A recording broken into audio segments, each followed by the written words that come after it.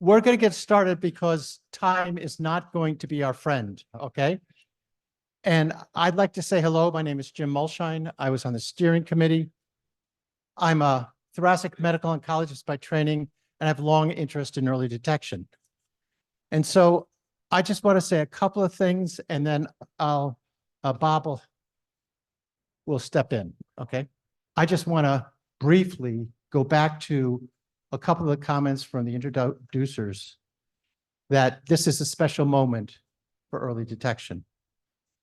In 1998, the American Cancer Society, with Bob, sponsored an antecedent to this in Varese, Italy, in which people who were interested in screening from across the world got together, and we spent a couple of days talking about the opportunities. Well, after a day and a half of this, the conclusion was screening was hopeless. It was absolutely hopeless. We had to do this. It is never going to happen. And we're going to have a statement saying that, in order to prepare to do this responsibly, we got to do X, Y, and Z. And there was a delegation from Japan who had worked together in screening in Japan, and they hadn't said anything prior. They got up and said, lung cancer right now is diagnosed as a systemic disease and it's lethal. The only way to change that is to find it earlier. In Japan, we believe in early detection. We don't care what you're going to say. We're not signing a document saying that early detection is impossible. And it just flipped the whole dynamic of the meeting. And we wound up with a much more positive statement about opportunities and the opportunity to cooperate. Now, there's more people in this room that have made this happen over the last 25 years than you're likely to ever be rubbing elbows with in a single room going forward.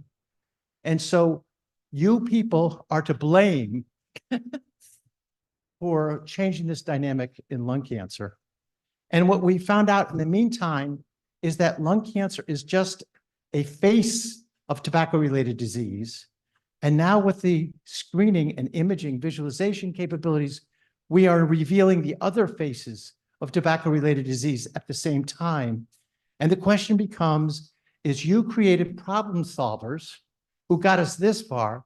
How are we going to push this further to realize the full benefit of mortality reduction of the visualization that is routinely being done around the world and will only grow? So that's the premise for this. And it's kind of echoed in the mission statement. And so we're going to spend the next 75 minutes trying to understand about shared opportunities. Just following up on Jim, and I think the remarks about the Varese meeting are salient because it really did bring people together, that lung cancer was still, a serious disease, counting for many, many years of premature mortality. The new technologies may offer a new opportunity, and we needed to investigate them with all haste. So my name is Bob Smith. I'm the director for the American Cancer Society Center for Early Cancer Detection Science. And we've been at this moment many times in the past. You all are probably aware of this, where you have seen opportunities to act quickly and prevent a great deal of mortality and premature mortality that could be a function of whatever disease was causing major challenges at the time. Many Western countries had post-war birth cohorts. In the US, we saw a massive increase in the birth rate that created this population wave that we estimated would result in a massive increase in premature mortality, specifically for breast cancer, unless we did something really dramatic to increase screening. And we missed that opportunity. We published a paper about 15 years ago showing that if we just applied 11 nationally recommended cardiovascular disease recommendations for preventive health, we could actually reduce the MI rate by 63%, the stroke rate by 31%. We could increase years of life gained by 211 million over 30 years and extend life on an average of 1.3 years. And yet we still are in a mode of item by item medicine. a brilliant project in Taiwan. Professor Yang probably knows about this on the Keelung Peninsula, the Preventive Health Initiative with 16 stations on the weekend where the population goes through chronic disease checks and interventions, have significantly reduced hospitalizations and all-cause mortality. And we're at this moment again right now, as Jim described. So our panel today is going to discuss these opportunities. Let me turn it back. Oh, actually, can I ask the panel members, starting from right to left, to quickly introduce themselves, and then we'll begin our panel discussion. Thank you. Good morning, everyone. My name is Helena Wilcox from the Lung Cancer Policy Network. The network is a global multidisciplinary alliance of around 70 members from across the world with the aim of embedding lung cancer as a policy priority. And hopefully through this discussion with the panel, I can share more about some of that work. I'm Luis Seijo from the Clínica Universidad Navarra here in Madrid, Spain. I represent the Spanish Thoracic Society, the Cassandra Project, which is the Spanish national pilot in lung cancer screening. Hello, my name is Blum from Berlin, Germany. I'm a pulmonologist by nature, lung cancer specialist, very dedicated to lung cancer screening.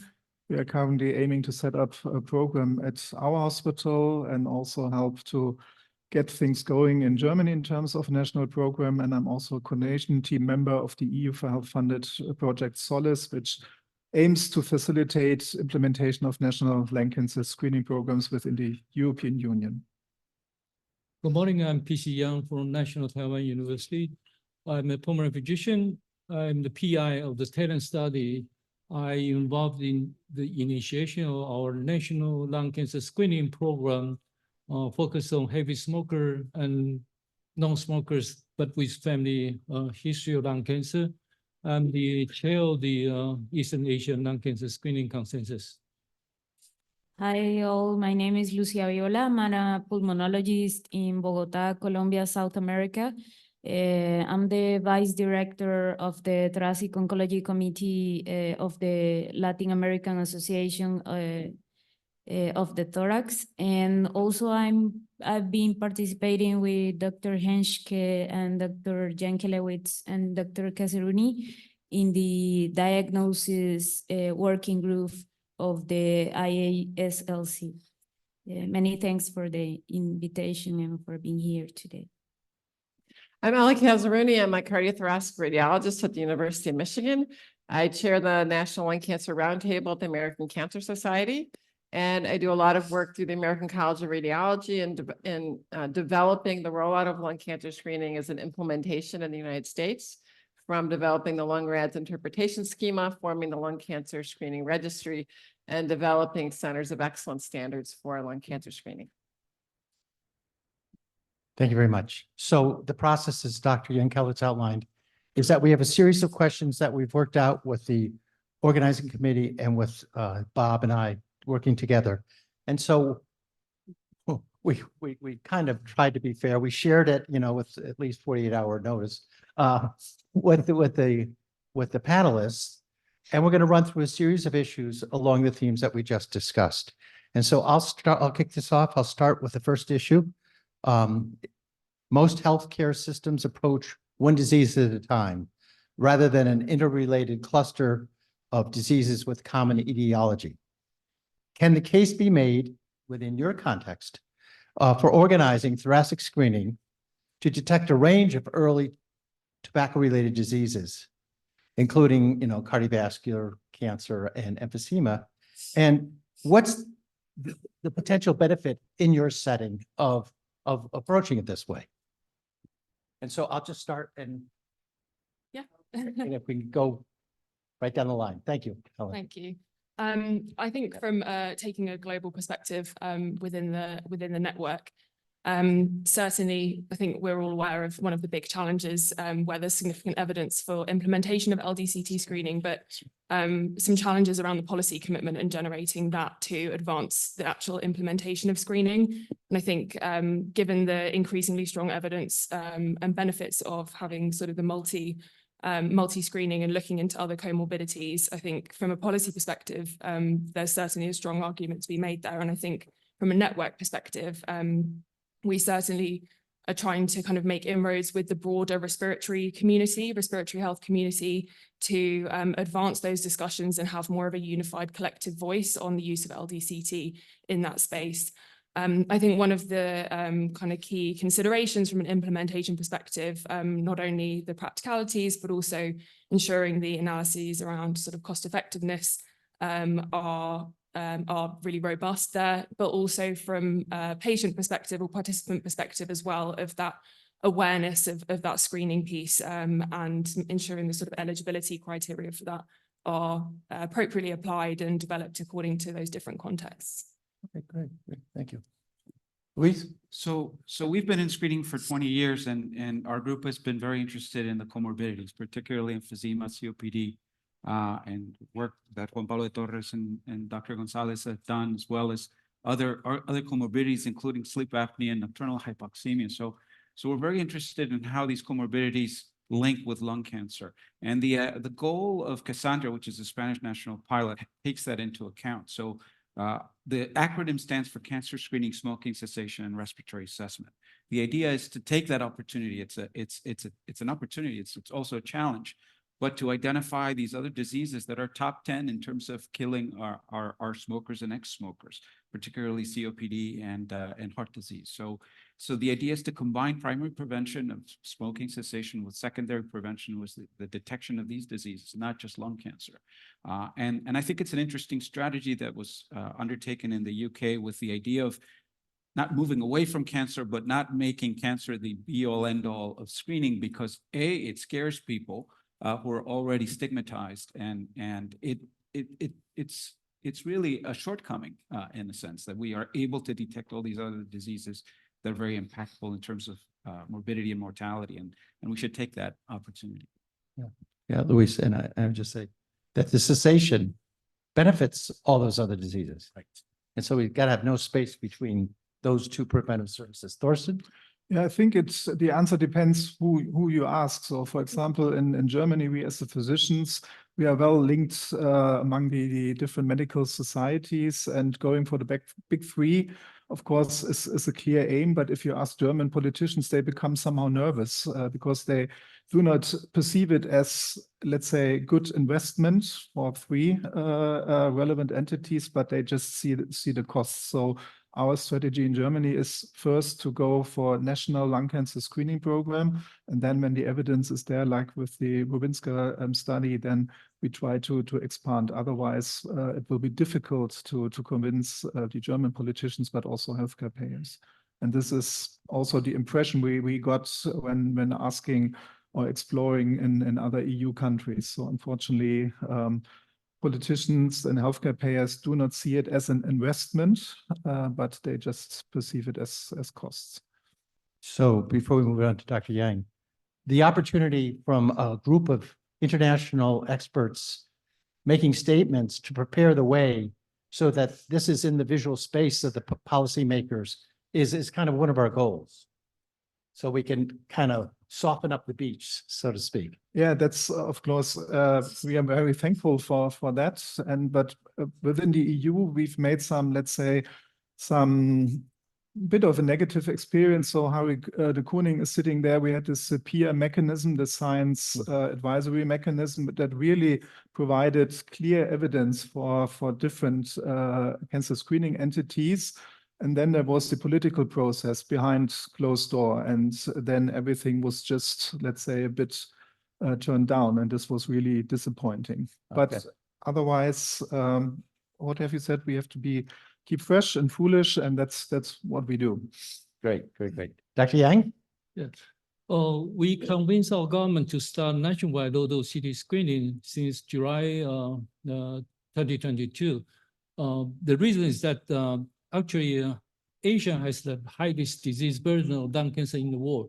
60% of lung cancer occur in Asia, and 62% of the lung cancer mortality occur in Asia. And Asians tend to have relatively high non-smoking lung cancer, and especially in women. And if you look at Eastern Asian country, actually the #1 cause of cancer mortality in women in most of the country actually is lung cancer. They don't smoke. So in Taiwan, the lung cancer is the #1 cause of cancer mortality, and 60% of them, they did not have smoking history. So that's why we, based on the talent study, convinced our government that you got to do something, because it is the #1 cause of cancer mortality, and 2/3 of them, they did not smoke. So we study nationwide ODO-CD screening, focus on 2 populations, heavy smoker, okay, and another population, non-smoker or diet smoker, but they do have family history of lung cancer. So actually, right now we already recruit more than 100,000 subjects, and the overall lung cancer detection rate is up to 1.2%. And you find that those with family history of lung cancer, even in non-smoker, the lung cancer detection rate is much higher, double the heavy smoker. It's about 1.7% detection rate, but in heavy smoker is only 0.7, 0.8%. So because the uptake rate is relatively, the project is quite successful. We did not look at the cardiovascular event yet, but we do correct all the images and data. So I think it is worthwhile to also look at the cardiac disease, cardiac classification, because it is the top, still top one or top second mortality in general population. Yes. Thank you very much.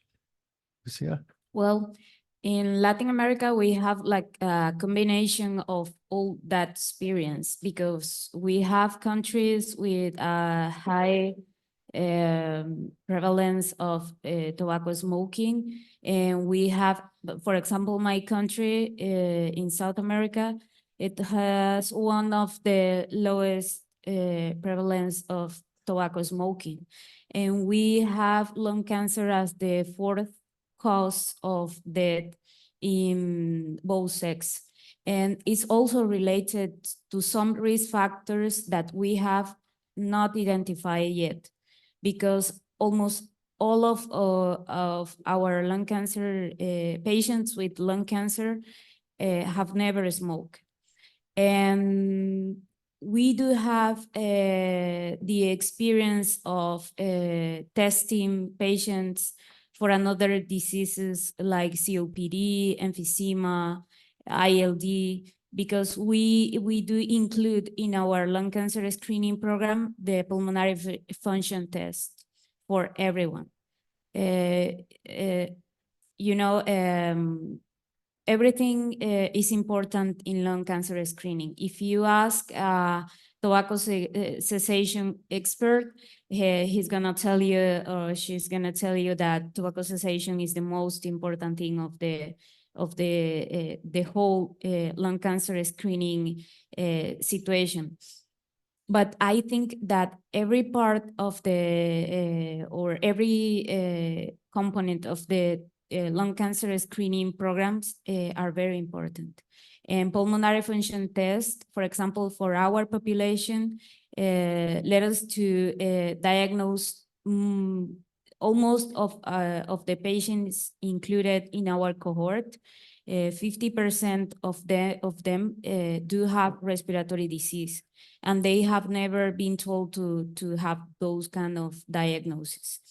I know that there's a very recent published article by the European Respiratory Society, and in the United Kingdom, they also found that similar pattern in lung disease, because they also include pulmonary function test in their lung cancer screening programs. So I think as a pulmonologist that's very important, because cardiovascular disease and, for example, assessing adrenal glands, and it's important too, but it's something that you have included in the low dose CT.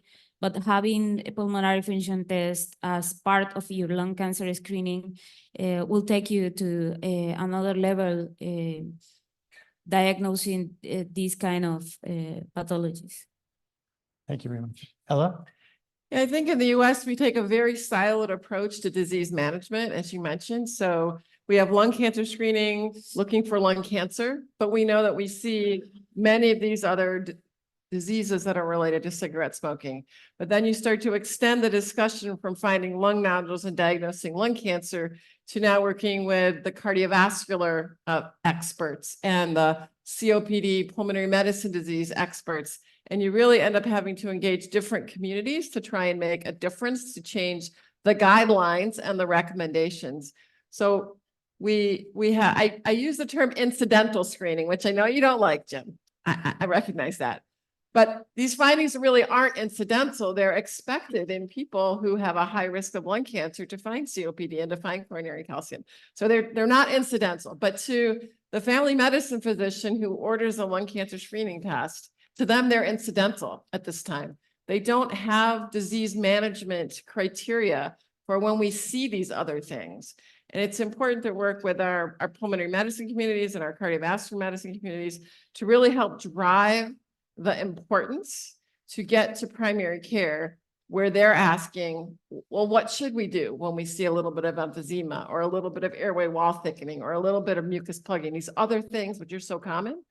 We do have, I think we have engagement by both in the US to try and help us move that space, but it really is their domain of scientific knowledge that they see and manage, that they advocate for, that they have their own pathways towards.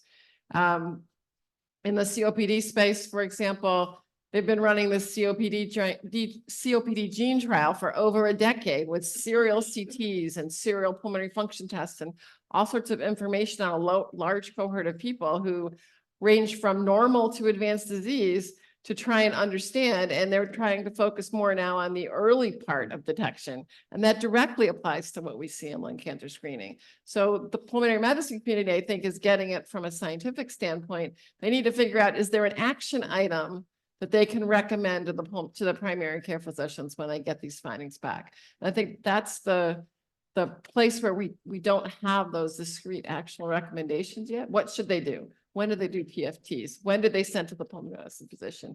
I think developing those algorithms, again, unless we have a siloed structure, is going to be important to move those kinds of things forward.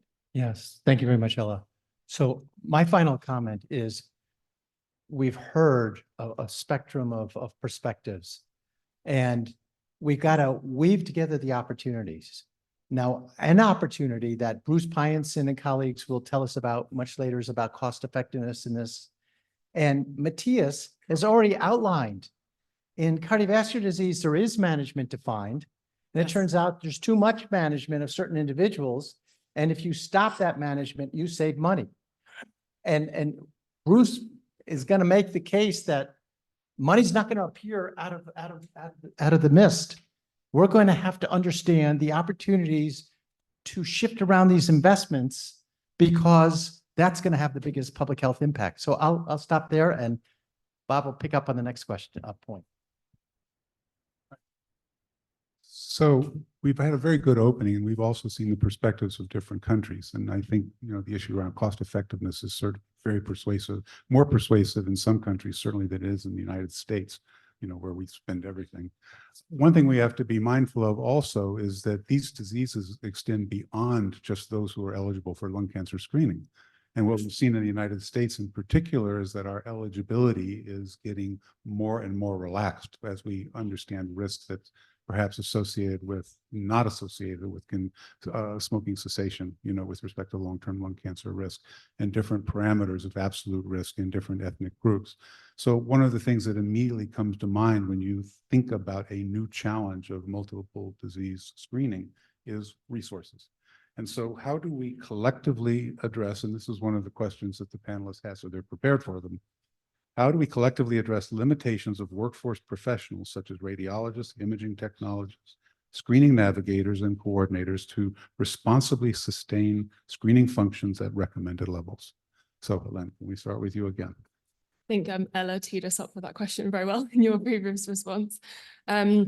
Yeah, across the world, there's significant, extensive workforce capacity challenges. You've identified some those roles and where those impacts are. But I think in terms of where screening programs are already implemented, we've seen some really innovative ways of managing those challenges, thinking what is the current capacity and also how can that capacity be managed sort of in the medium to long term in terms of upskilling, creating new roles, upskilling existing individuals with those skill sets. I think a really nice example is in Croatia with the screening program and how they've sort of been incentivizing primary care physicians with the referral pathways that they have. But I also think, and this came through really strongly in the screening meeting that Miroslav Samazia organized a few weeks ago, that increasingly we're talking a lot about the role of AI and how that can alleviate some of those capacity challenges, particularly on the radiologist workforce. I think the sort of actual implementation on a larger scale is obviously still up for discussion, and making sure that that's implemented in a way that means that the screening sort of accuracy is preserved, but there are those opportunities to alleviate some of those capacity challenges. And I think as those new technologies come along for existing screening programs, the question is how to implement those where those screening programs already exist. For screening programs that are in the process of being designed, or in those really kind of nascent stages, or perhaps even earlier than that, of designing screening programs from the outset, that they are agile in a sense to be able to incorporate these new technologies, because they are gaining pace, and hopefully there'll be more and more things on the horizon that we can incorporate into screening programs to alleviate some of those challenges. So I think this is a fact of screening that the payers overestimate the cost in terms of resources and in terms of the amount of energy you dedicate to screening. In the end, I mean, you're screening healthy individuals who are asymptomatic. And so the vast majority do not require follow-up. They do not require referral.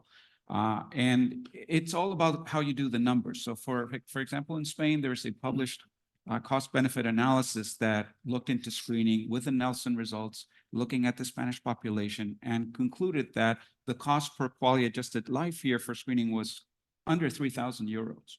But when the government assigned a task force to look into this and do their own cost-benefit analysis, the cost-benefit analysis came out at 30,000 euros per quality. So how come we have 10 times more cost? And one of the reasons for that is the assumptions, right? These are models. So the task force assumed that we need to buy all new scanners to do screening in Spain, period. None of the scanners we have are free to do screening. And this is just not true. So depending on the assumptions, you can make screening look like it's very expensive. But honestly, in my experience, it's not. And for example, we started a program many years ago. And the reason we started with COPD patients who had emphysema or altered lung function, in addition to NLST criteria, was to keep the program small, because we were told, don't make too much noise and don't spend too much money, don't spend too many resources. But we started that way, and now it's screened 4,500 patients with 4.5% combined incidence and prevalence of lung cancer by focusing just on that group alone.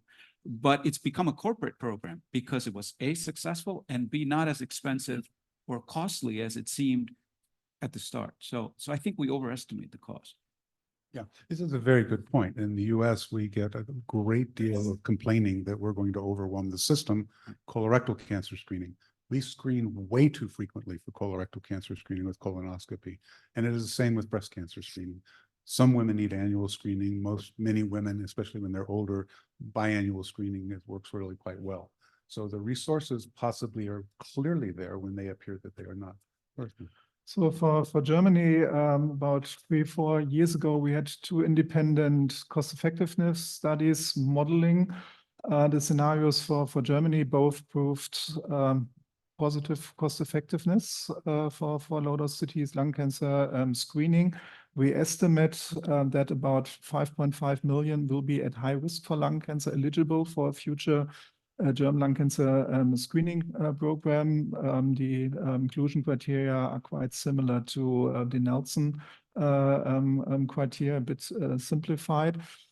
We do not, or we presume that we will hopefully start with a pickup rate of 10% of the eligible participants, and there we do not foresee any resource problems, be it CT scanners, be it pulmonologists, GPs, and even a radiologist. And also in terms of the further workup, we would like to link the program. We have a certification program for lung cancer services. So the workup should be performed within these certified services, which will, I think, help to improve cost effectiveness as well.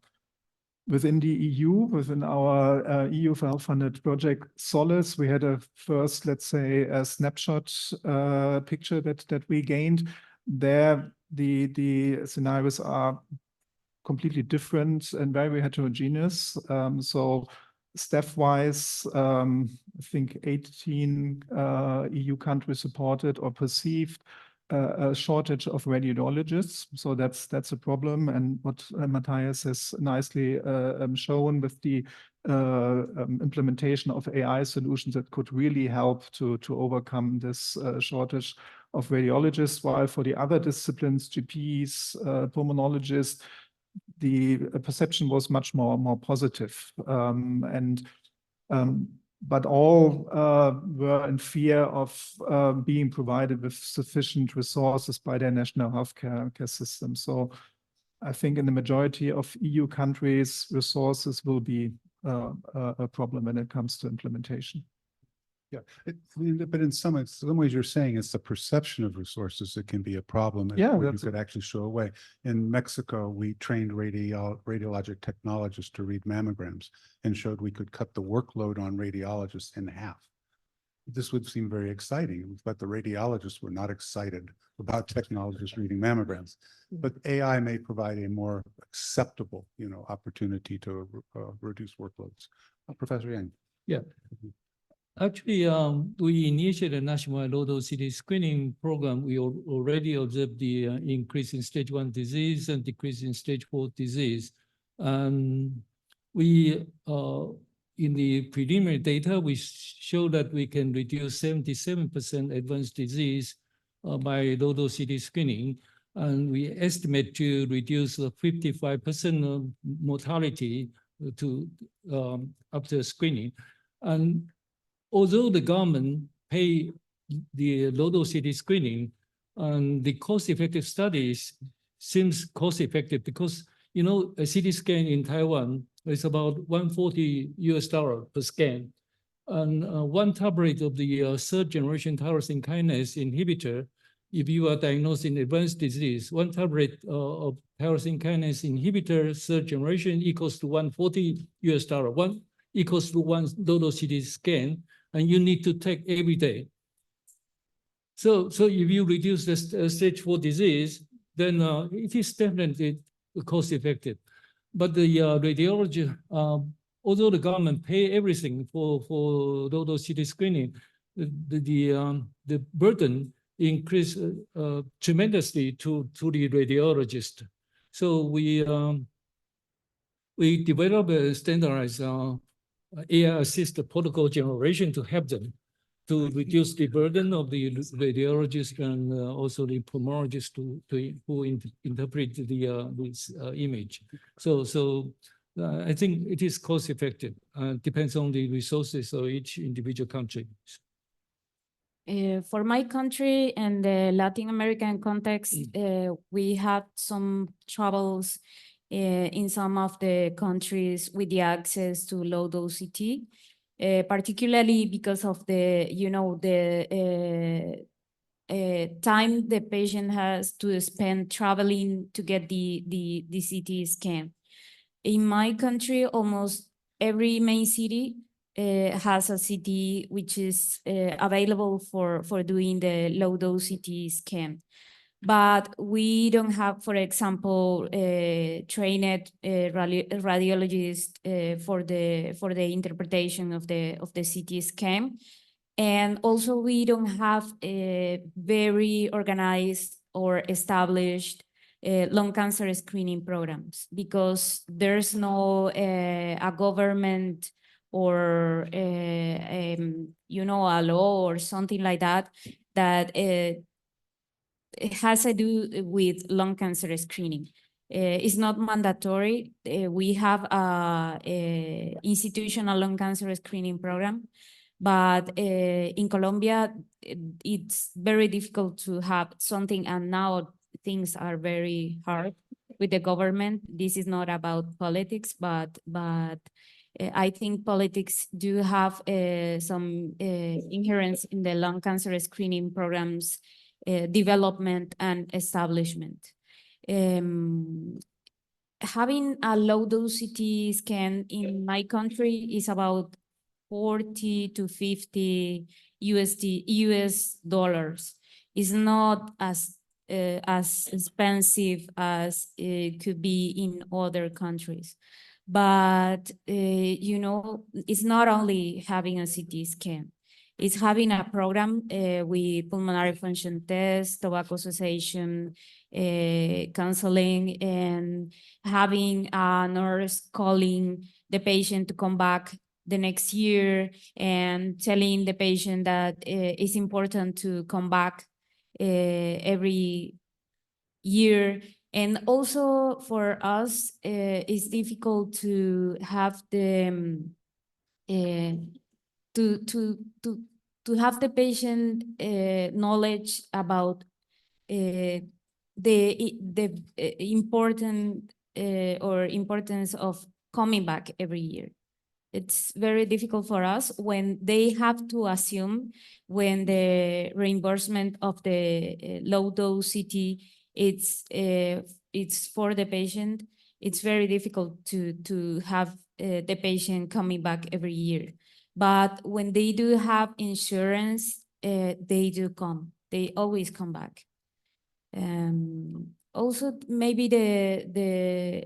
you know, having pulmonologists or thoracic surgeons interest in lung cancer screening, it hasn't been that easy. But I think new pulmonologists or thoracic surgeons or radiologists, we have to get them included in these kind of initiatives, because sometimes big hospitals are interested in other kind of rental or you know, procedures that could bring money to the hospital. And maybe lung cancer screening is not one of those strategies, but for example, diagnosis of cardiac conditions and other things could be the key to pull the interest in your lung cancer screening programs. It has been useful for us. Very, very important points about the continuity of this program over time with the patients and getting them back. In the US, we don't do this very well. We have had great success with navigators, but nobody wants to pay for navigators. Ella, let's continue. Yeah, you're thinking about it from the workforce perspective, right? So when, you know, lung cancer screening was going through science in the US to USPSTF recommendation to coverage and payment and reimbursement. So you move through all of that. And as you're doing that, people make statements about, in the early days, there's not enough CT scanners, there's not enough people to read them, there's not enough pulmonary medicine physicians, there's not enough thoracic surgeons for the entire programmatic needs. And those kind of comments early in lung cancer screening can, I think, be very detrimental to the uptake and use of lung cancer screening. When the reality is no medical test or procedure comes out on day one from science and recommendation and policy to being 100% implemented overnight. So in the US right now, we're at about 20% uptake of lung cancer screening. If we kind of extrapolate the 2022 BRFA survey data to maybe where we are in 2023, maybe even higher than that. So if 1 in 5 people are getting screened for lung cancer 10 years after the first USPSTF recommendation, is that a success? We're all impatient, I think, to be better than that, but that's 20% of the population who's eligible getting screened after 10 years from a first recommendation. That doesn't happen very quickly in any time we have preventative services recommended. I think when the Veterans Health Administration was looking at rolling out lung cancer screening originally, the concern about not having all of those specialists available immediately in the volumes that were necessary was a big reason why they didn't take up lung cancer screening very early. But as you recognize, it's going to be slowly implemented. It's not going to be overnight. The workforce grows to support the demand. So in the US, the way healthcare works is if there's the demand, if there's good jobs there, if they're well paying, people will move to and be trained in that space. We do have shortages of radiologic technologists. We have shortages of radiologists. But what we're also seeing is there's more medical schools producing more physicians than there was a decade ago. We've had the largest increase in new US medical schools in the last 10 years that we've had in quite a long time. So we have more physicians being trained. We have more advanced practice professionals being trained, people who can work in primary care and who can work in specialties like pulmonary medicine to see patients who have nodules and do choose that as a specialty. We have more reimbursement now for care navigation in cancer, and hopefully that'll extend to cancer screening so we can support nurse navigators. And we desperately need to train more radiologists. And we have no increased pipeline currently in the US to increase the number of training slots for radiologists. And that is something that we really need to work at across the entire clinical care we deliver.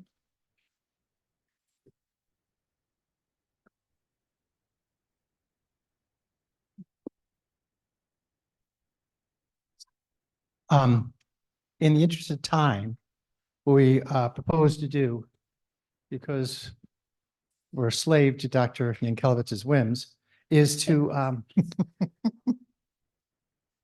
combine the next two topics into one so we can kind of move along a little more quickly. And so my computer, of course, froze up. And so the next two topics were something about the fact that the first one was across the globe, there's going to be financial resource limitations. And how can we work together to do this more cooperatively and benefit from the experiences in each of these different settings in ways that advances the understanding of how to do this in a thoughtful, optimized way. Okay, that's kind of first. But the second one was about how do we, kind of do things with tools in terms of tool development. And they are linked issues because, for every problem we come up, the first answer that will lead to is, oh, AI will do that. AI will do this, okay? So of course that's true. But in order to do that, we don't need 5,000 cases. We need 500,000 cases actually to start doing all the things amongst all the different types of flavors of these challenges that we see as we cross through, the number of people at risk. So the question to the panel now is not only how can we collaborate better, but how can we start building these data reservoirs to validate these tools so that not 50 years from now, but 5 years from now, we start coming up with robust first generation tools that can be applied in a public health context for millions of people. Because in answer to Dr. Kazerooni's question, is 20% at 10 years a success? It's freaking amazing. We got millions of people being screened now in North America. And how can we take the fruit of that to help us build the tools to get to this place that we're talking about? Alina? I'll start on the second part, if that's okay. But I think coming at it from potentially a slightly different angle around tools, I think one of the challenges that's still very present, and one of the earlier questions in this panel was around smoking cessation.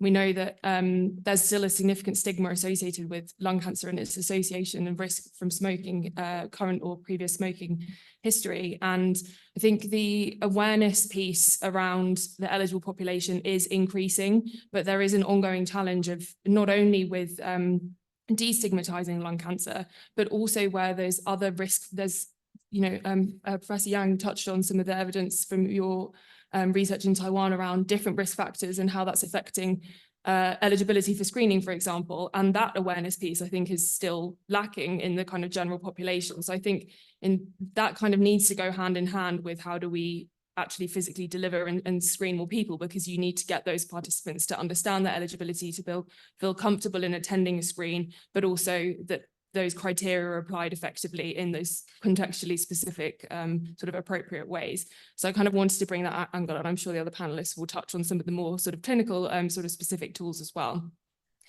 In terms of the first question, which I'll answer second, around collaboration, absolutely on the sort of role of global collaboration as the Lung Cancer Policy Network. I mentioned in my sort of brief introduction that we have around 70 members of varying expertise from around the world, including really crucially patient representatives in that collective as well.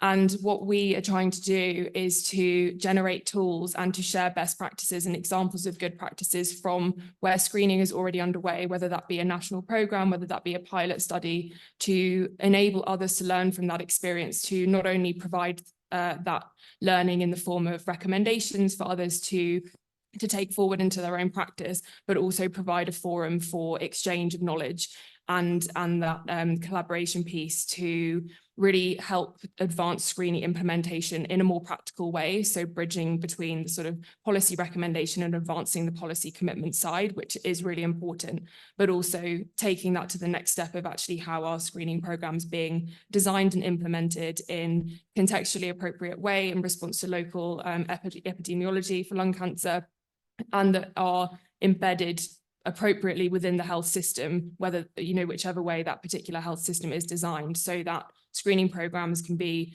effective, cost-effective, and achieve their sort of intended and the impact that they have the potential to achieve on improving lung cancer outcomes. So as the network, that's what we're really focused on, not only of bringing together that best practice but also that knowledge sharing piece with you, the global lung cancer community. Thank you. Luis? So I read this in an editorial in The Economist many years ago, and it's true that the healthcare industry is the only industry where technology advances make things more expensive, not cheaper. Because, right, everybody wants a Ferrari. You don't want the Ford, you want the Ferrari, and that's part of the reason why we spend all this money on treatment and not prevention. So that's a major obstacle, that as we come up with these new solutions, technological solutions, they get expensive. They don't in healthcare. They don't make things cheaper. They oftentimes make it more expensive. There's definitely an issue of sharing data, and this is in Europe a problem, and I imagine Torsten will mention this, but different countries have different issues with how much data they can share. And this is imperative that we share all this data, especially in Europe, with all these programs ongoing that, you find some countries are weary of sharing the data, or even by law are not allowed to share the data. And data protection laws in Europe have gotten very stringent, and this is an obstacle to getting to these big databases that we can all share and advance the cause of screening. So that's going to be a major challenge. I honestly don't know what the solution is. Okay. Torsten? Yeah, so I think first of all, collaboration is the key, and I think I-ELCAP is the perfect example for that. So I'm the somehow new kid on the block, but that's really inspiring. And I think there are a lot of initiatives ongoing, very positive. Some competition I think is always good because it keeps us all motivated, coming up with better ideas. But at the end of the day, we need to join forces. And within our Solace project in the EU, the idea is to come up with a knowledge hub, which will provide a toolbox approach. So a solution that is working perfectly fine in Spain may work in Germany, but not in Denmark, but in vice versa. We have to exchange the knowledge in a mutual way. And I think there we are on a really good path.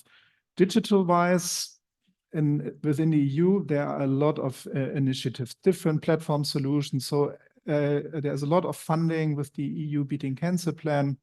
Each platform or project tries to come up with its own platform, and of course that's a waste of resources. And I am involved in 2 EU-funded projects, which are both setting up digital platform solutions, both also focusing on lung cancer screening. We are currently or will apply for a biomarker call also with a focus on lung cancer screening, early stage lung cancer, and there we will try to join forces, and that's what we do need to overcome this surplus of projects. And as a second step, EU is somehow protected. We need to find ways to go or link with the US, to link with Taiwan, for example. These are major challenges, but we just need to do it. And last word to data protection. That's a problem. So in my perception, data protection has not been designed to, let's say, cost human lives, but the current reality is it's really effectively blocking meaningful digital projects, and by that prolonging research which help to save lives. So, and that's clearly not the right direction we are currently going. Another place we can make a statement from this group. Yes. Anything else? No, that's it. Thank you. Thank you, Thorsten. Professor Yang? Yeah, I totally agree that collaboration is definitely is the key, but the economic limitation is the major barrier to the global implementation. Actually, different region of the world, they have different epidemiology problem. So in Eastern Asia, actually, all the countries have the same epidemiology profile. So we share our experience to Eastern Asian country, and we formed the Eastern Asian Consensus for Lung Cancer Screening Group. We share our data, for example, we share our data to Hong Kong. They do the cost effectiveness study, and Hong Kong, Singapore, and South Korea, they also study a pretty similar screening program now. I think the data sharing is very, very, very important. And actually, the radiomic receiver developed the AI algorithm developed by MIT. It's an international collaborative project supported by quantum computer in Taiwan, the company who make the chips for the AI. So that AI algorithm free to everyone. So I think we are trying to verify whether this kind of the radiomic can be applied in this region. Thank you very much. Well, Yeah. for us is really important. You know, we do have some troubles with interpretation of the low dose CT and with the process of the lung cancer screening as is itself. But for us, for example, selecting the high-risk population is really important because we don't have the tobacco exposure as the one you have here in Europe, for example, or in some countries in Asia.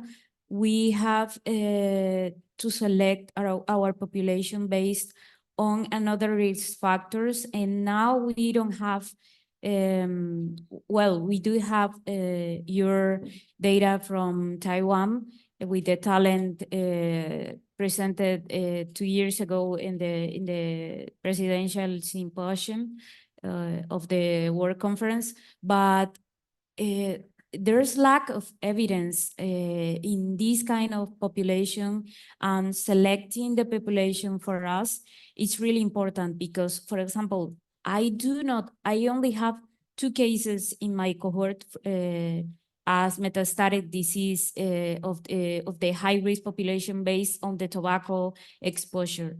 But I do have many cases from the pulmonary nodule clinic without any exposure to tobacco. Almost all of them are women, are very young or very old. Some of them have wood smoke exposure, for example.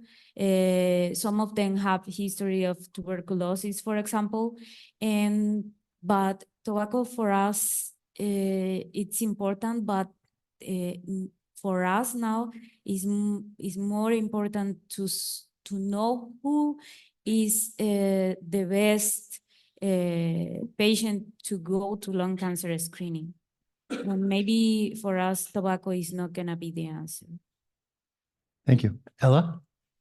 Yes, I'm, thinking about the challenges of AI and sharing of imaging data sets and patient information and risk factors along with those imaging data sets is a really big challenge. I mean, in the US, it is very hard to share data. It is very hard to get institutions to want to release their data, especially to any company that is developing AI tools that they see as for-profit usage. So most academic medical centers will not share their data with companies that you need to help develop it on a large scale. I think even if you do have data sharing, there's questions about the biases in the data of the populations that do get released and the AI tools are developed on. We recently did some work. I work with our AI lab in biomedical engineering, and we published in JAMA a study using AI tools with users who were given some clinical scenarios. This wasn't a lung nodule study. It was about chest x-rays to differentiate, edema, pneumonia, and heart failure. Things that people come into the ED for with chest pain and get chest x-rays for. And it had a simple task, COPD exacerbation, pneumonia, and CHF. And we developed clinical scenarios, showed them chest x-rays with AI models, and looked at how it changed their confidence in their diagnosis. And the users cannot tell when an AI model is biased, is the summary of all that. We introduced different levels and types of bias into the AI models and the output, and the users can't pick it up.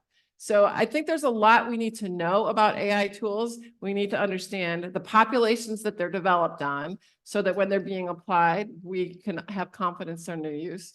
We have to make sure that users are educated in what they do and don't do, so that they don't assume it's a panacea. Because it's sometimes very easy to accept AI as, oh, well, it must always be right. Well, it's not always right. And a catastrophic miss is a medical liability.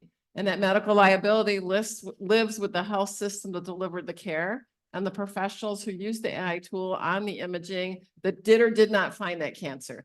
And so I think there's medical legal implications for the role of AI in the US and how it's rolled out. And then lastly, there's costs, right? So the point about we add new technology doesn't make things cheaper, it makes them more expensive. There are very few reimbursement codes in the US to get any of this paid for. So it's added burden to a healthcare system that chooses to be an early adopter right now on their information technology structure, on their a structure just for procurement and contracts, because you're doing it for each AI tool one at a time for anything you're looking for. And then you have radiologist training and understanding that is really an important component of it.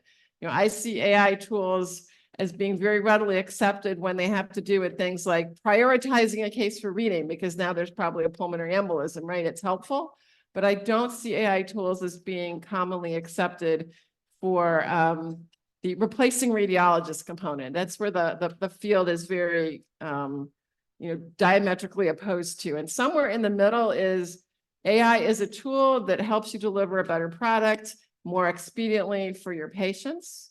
But the replacement of the radiologist component is one where people say it's not the right thing to say to get a discipline to engage in using a tool. If a profession sees it as helping the profession, it's readily acceptable. If they see it as helping to read their cases faster, but as accurately, to help them find things that they might have missed. But you have to embrace the profession and what the goals and needs are to deliver the care. The language that's used about AI is replacing any profession, whether it's radiology, pulmonary, cardiac surgeons, whatever it is. Using AI tool to replace a professional and just use that language is detrimental to the rollout of AI. So agree. Very good comment. I want to go back to one point and then we'll finish up with Bob. The cost increasing as we introduce technology could in this space be offset because we're going much earlier, people without symptoms. And so the utility of preventive measures, tobacco cessation, diet, exercise, sleep, all these other things, we have no good experimental data suggesting their benefit. All these cohorts going through screening potentially allow us to start doing those kinds of studies and start looking at lifestyle interventions. Not only they cost less, but from a personal level, may be much more acceptable and much more rewarding and much more globally beneficial. So we have a gap there that we have to address. So Bob, you want to finish up here? Thanks, Jim. When we talk about cost effectiveness, it's always important to remember there's many, many advantages that we simply don't measure because we don't know where to apply them. And it's only things where things get paid. So we're going to skip the fifth question because we've actually been touching on it all through this and move to the really ambitious question, which is the sixth one. Can this assembled group develop a screening model over time that will have a substantial impact on life years gained during the period when the toll of the tobacco epidemic will result in millions of life years lost unless a different disease control model is embraced? This is the aspirational question. This is the, can we take advantage of this moment when this population is moving through their life? And when we have the opportunity to truly save millions of life years if we rethink the way we practice medicine and preventive care. We don't have a whole lot of time left, so let's get right to the point. Yes, I would like to think so, for sure. We're all here. I think I've already made this point, and I agree with you. The kind of smoking cessation opportunity right now in lung cancer screening is really clear. I think I would kind of suggest of a model for screening thinking to the future where, you know, smoking rates are changing as we've discussed quite extensively. The kind of epidemiology and risk profile of lung cancer varies across the world. I think probably one size fits all model. Potentially it needs to be something that's adaptable to different contexts, and also that is kind of agile for the future as that kind of profile changes over time as well, specifically in relation to smoking. But I think the kind of collaboration opportunity is here for sure. So I think the challenge of non-smokers is a major challenge. So there's a recent publication of the Spanish Lung Cancer Group that showed that as many as 50% of women in Spain with lung cancer do not meet current USPSTF screening criteria, and about 30% of men. So that's a major challenge, and really it's something that we have to face when we decide who do we offer screening to. And while bringing down the age and the smoking habit of individuals, such as has been done in the US, it works. You double the amount of people that you need to screen and the amount of cost that implies. So that to me is the biggest challenge right now. And obviously not only in Spain, but particularly in Asia and Latin America as well. So.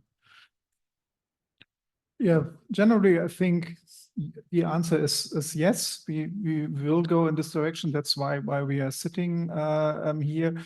I think we will come up with multimodal risk models, so also taking into account environmental, occupational exposure, genetic predisposition. If we have a CT scan, there may be other features that can predict other features. If we are capable to integrate going for the big three in a meaningful way, I think this will be a huge step further, but it will take time, of course, but we need to move on. Yeah, definitely. Smoking cessation is most important for lung cancer control, but the increasing non-smoking lung cancer is the emerging new disease, and we need to carefully look at that. If we actually 1/3 of the lung cancer patient, they did not have smoking history, and definitely it would increase later on. And we do find that in addition to the tobacco smoking, environmental exposure is also very important, especially the PM 2.5 exposure, especially the one component, nitropolysaccharide aromatic hydrocarbon, is highly associated with the risk of the non-smoking lung cancer. And some food preservative like nitrosamine is also associated with non-smoking lung cancer in Eastern Asia. So we do know there's some genetic susceptibility, but some environmental factor. We also should try to avoid that, try to prevent that. Then we can achieve better lung cancer prevention and control. Well, I think the answer to many of the questions here is research, because research will give us the answers we need. But you know, research could be very expensive for some regions in the world. For us, it's really expensive, and also we don't have protected time to do research, or sometimes we don't have the team needed for do a very good research. But having collaboration with other groups could be very useful for example, for the Latin American situation, and knowing what's going on in every part of the world with the research could be very useful for us. Yeah, I'm a big believer that the triple task that lung cancer screening can do to improve public health is very real, but proving it by science and proving the financial perspective of that to your health economists, the people who make decisions and what's covered in healthcare, to how healthcare is reimbursed, become really important. But we have to lead with the science to show that through lung cancer screening, we can detect these things, we can treat them, and we can make a difference. We have to be able to show that scientifically to be able to get that to become a medical mantra. And I think we also have to embrace our primary care colleagues. And I think this is an amazing group of specialists primarily, but if we don't embrace the primary care physicians who are delivering the preventive health services in most countries, then I think we're missing a very important element of the community in healthcare that we need to embrace to understand this and to act on the results that that come from screening. Thank you. So let's wrap up. We have heard insightful and thoughtful answers to these questions from all of our panelists. It's really been rewarding to listen to. I think we would all agree. The answer to this last question, I think we have agreement among our panelists that this is a challenge worth embracing. We share the burden of a heavy potential, an enormous potential, a great potential. And we have an opportunity, I think, internationally to learn from the past, where we have not done as well. And as Ella pointed out, I think very importantly, that we must not leave any stone unturned. You know, we may actually leave a key element out of our thinking that would be hugely influential in moving forward. So I'd give the panelists a great applause and look forward to the rest of the